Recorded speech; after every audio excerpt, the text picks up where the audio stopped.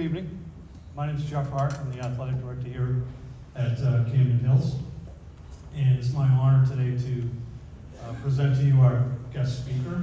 This is Carlos Baeza, who is a 2010 graduate of Camden Hills.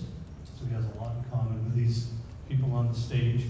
We've talked a lot about, I've heard a lot about the word inspire and inspiration today. And I got to say that I met this young man probably close to 20 years ago now, believe it or not. And I was immediately inspired by him. And I'm still inspired by him to this day. And I always will be. And he's here to talk a little bit about his journey. And I know you're going to be inspired too. And I hope you get to know him a little bit here in the next few minutes. Carlos Baeza.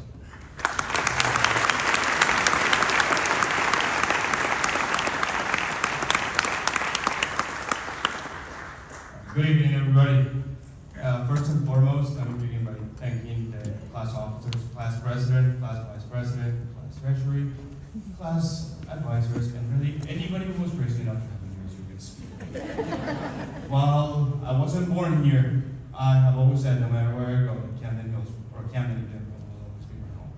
Especially in this gym is where I had some of my best memories growing up. So from the bottom of my heart, thank you for having me here tonight. Now, since I do remember that 14 years ago, when it's not going to get the heck out of here, to go do whatever it is that you go to a graduation, let me get through the message that I have for you guys tonight. To the guys behind me, if you want to, and to everybody else here, if you guys want to join, I want to ask you for a big favor. I want you all to close your eyes for a second. And during that moment, while you still have your eyes closed, I want you to visualize all the things that you would like to have in life. The car of your dreams, the house of your dreams, the man or woman that you would like to spend the rest of your life with, the places that you would like to travel to one day. For just one split second, picture all those things in your mind. Now, while you still have your eyes closed, I want you to think about how much those things would mean to you if one day you couldn't see them anymore. Would they still hold the same level of importance to you if you couldn't visually appreciate them?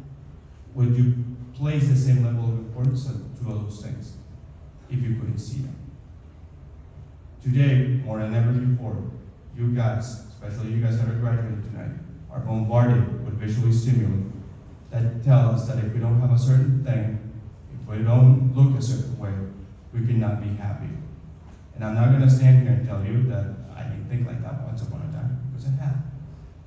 But in reality, in the last 20 years since I lost my sight, one of the things I realized was that what really matters in life is not the things that we can have, it's not the things that we can get, it's not how we look, but the people that are around us, the people that are coming and going throughout our lives, and especially those people that no matter the time and no matter the distance, will always be here in our lives, and that will stick by us no matter what.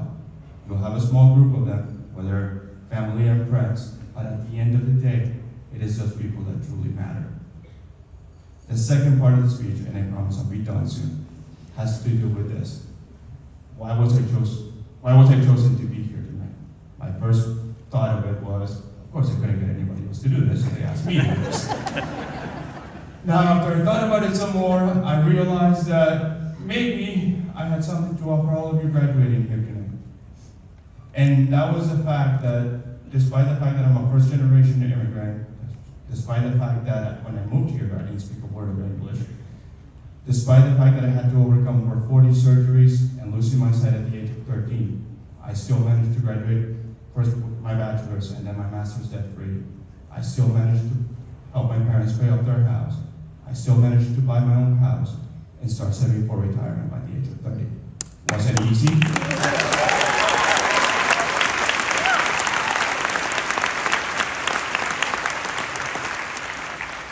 Was it easy? Heck no.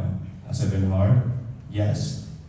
But in an era where the people like to talk about empowerment, the most empowerful, if that's even a word, thing that you can have is the knowledge and understanding that your future, the destiny of your life, doesn't depend on the economy, doesn't depend on who wins the election in November, doesn't depend on anyone. It depends on you and you alone.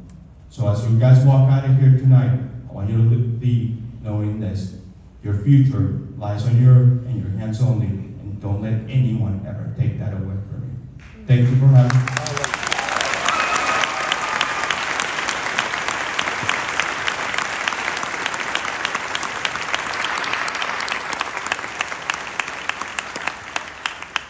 Thank you for having me here tonight. Let me say something I haven't said in 14 years. Let's go, Camden!